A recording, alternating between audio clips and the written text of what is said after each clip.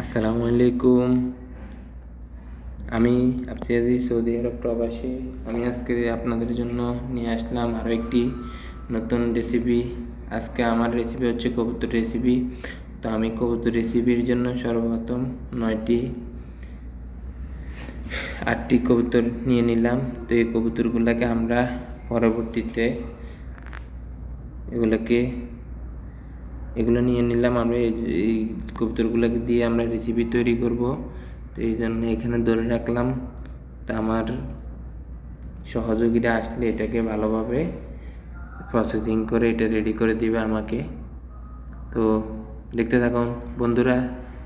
আসসালামু আলাইকুম বন্ধুরা, সবাই কেমন আছেন? আজকে আমি আপনাদের সাথে নতুন একটি রেসিপি শেয়ার করব আমার চ্যানেলে। আজকে আমি আপনাদের সাথে কবুতর রেসিপি শেয়ার করব। কালকে আমি এই কবুতরগুলোকে কেটে পরিষ্কার করে রাখছি। এখন আমি আপনাদের সাথে রেসিপিটি শেয়ার করব।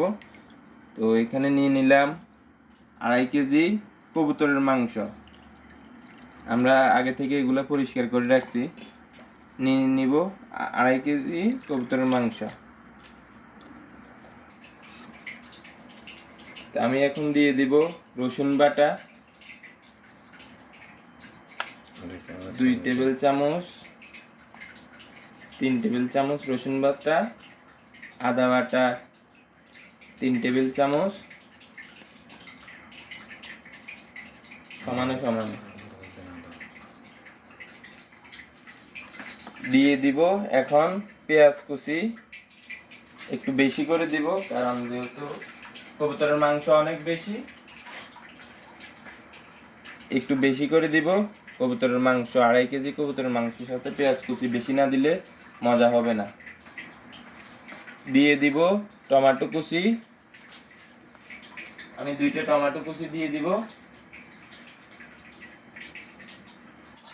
তো বন্ধুরা, কবুতরের মাংস 2.5 কেজি কবুতরের মাংসের জন্য আমি নিয়ে নিলাম এদিকে মরিচের গুঁড়ো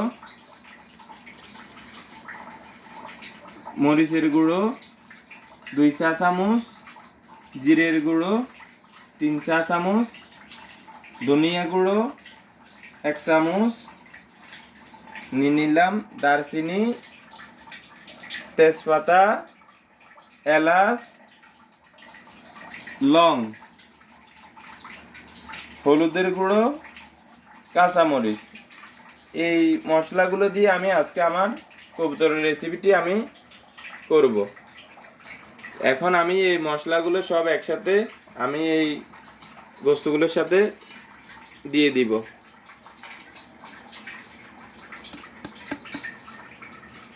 দিয়ে দিলাম মশলাগুলো কবুতরের মাংসের সাথে।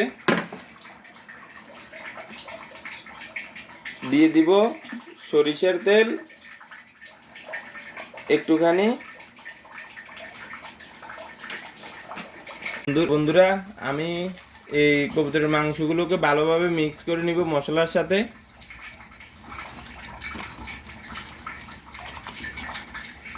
আমি চাইতেছি যত তাড়াতাড়ি ভিডিওটা শেষ করা যায়, কারণ আপনাদের হয়তো বিরক্ত বোধ হবে, এই জন্য আমি তাড়াতাড়ি ভিডিওটা শেষ করছি, সম্পূর্ণ কমপ্লিট করছি। এখানে 8 পিস কবুতর। তো আমি আমার বন্ধুরা কালকেই আগে থেকে এটা পরিষ্কার করে রাখছে, সব কিছু রেডি করে রাখছে। আজকে আমি শুধু রান্না করব। তো বন্ধুরা আমি এভাবে সব মশলাগুলোকে কবুতরের মাংসের সাথে মিশিয়ে আমি 15 মিনিট এটাকে রেখে দিব। তো আমাদের সাথেই থাকুন, আমরা 15 মিনিট পর আসতেছি। তো বন্ধুরা, আমি এই পাত্রে রান্না করব এই কবুতরের মাংসগুলো। তো আমি আগে থেকে 15 মিনিট এখানে মিক্স করে রেখে দিয়েছি। এখন 15 মিনিট পর আসলাম। সেই কবুতরের মাংসগুলোকে পাতিলে দিয়ে দিলাম।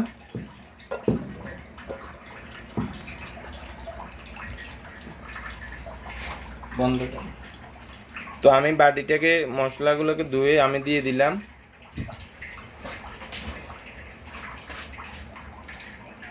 আমি এটার সাথে আরেকটু সয়াবিন তেল অ্যাড করে দিব।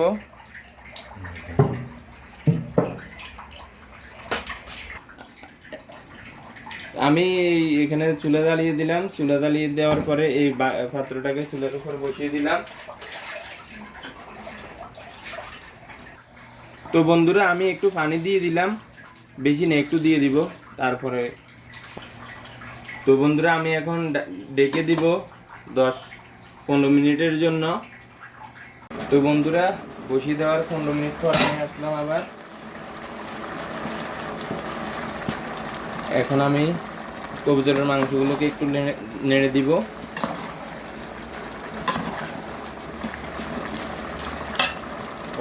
তো বন্ধুরা আমি প্রথমে কিন্তু লবণ দিই নাই, আমি সবসময় এই সময়টাতে আমি লবণটা মিক্স করি, কারণ এই সময়টাতে লবণটা মিক্স করলে কবুতরের মাংসগুলো ভালোভাবে জোশ হয়। তো এখন বন্ধুরা আমি আবার একটু নেড়ে দিব।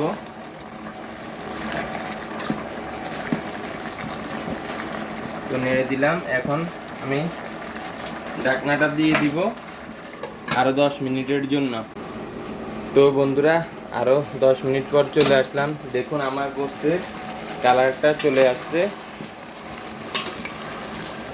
দেখুন দেখুন কবুতরের মাংসের গোস্তের কালারটা চলে আসছে। আপনারা কিন্তু এভাবে একদিন কবুতরের মাংস রান্না করে দেখবেন, আশা করি আপনারা বুঝবেন আমার ভিডিওটাতে আমি রান্না কিভাবে করছি। একদিন রান্না করে খাবেন, তারপরে বুঝতে পারবেন আমার রান্নার রেসিপিটি কেমন হয়েছে, কবুতরের রান্নার রেসিপিটি। তো এখন আমি আরো একটু পানি দিয়ে দিব।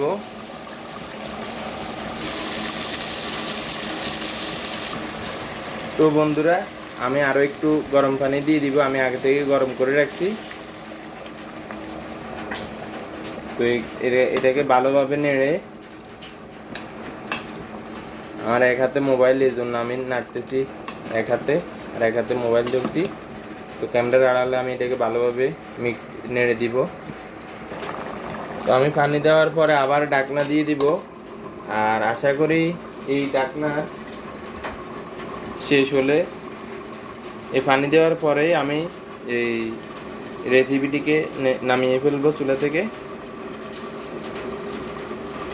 বন্ধুরা আপনাদের যেন বিরক্ত না হয়, এই জন্য আমি শর্টকাটে উপাদানগুলো দিয়ে আমি এই রেসিপিটি খুব সহজেই তৈরি করতেছি। যদি ভালো লেগে থাকে এই প্রবাসী ভাইটিকে একটি সাবস্ক্রাইব করবেন, আমার চ্যানেলটি একটি সাবস্ক্রাইব করবেন, আর ভালো না লাগলেও কমেন্টে জানাবেন। তো বন্ধুরা আমার কবুতরের রেসিপিটি ফাইনালি হয়ে গেছে, দেখুন কালারটা দেখুন,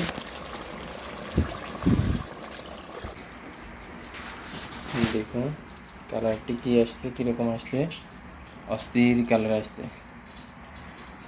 দেখুন বন্ধুরা, দেখুন কাছ থেকে দেখুন, এই যে বন্ধুরা দেখুন কালারটি কীরকম আসছে। এখানে আলো স্বল্পতা আছে, আজকে মেঘলা আকাশ, এই জন্য আমার কিচেনে আলোটা আসতেছে না ভালোভাবে। তো ভালো থাকুন, সুস্থ থাকুন। কিছুক্ষণ পরে আমি আমার রেসিপিটি আপনাদের সাথে পরিবেশন করব, আপনাদের সামনে পরিবেশন করব। আল্লাহ হাফেজ।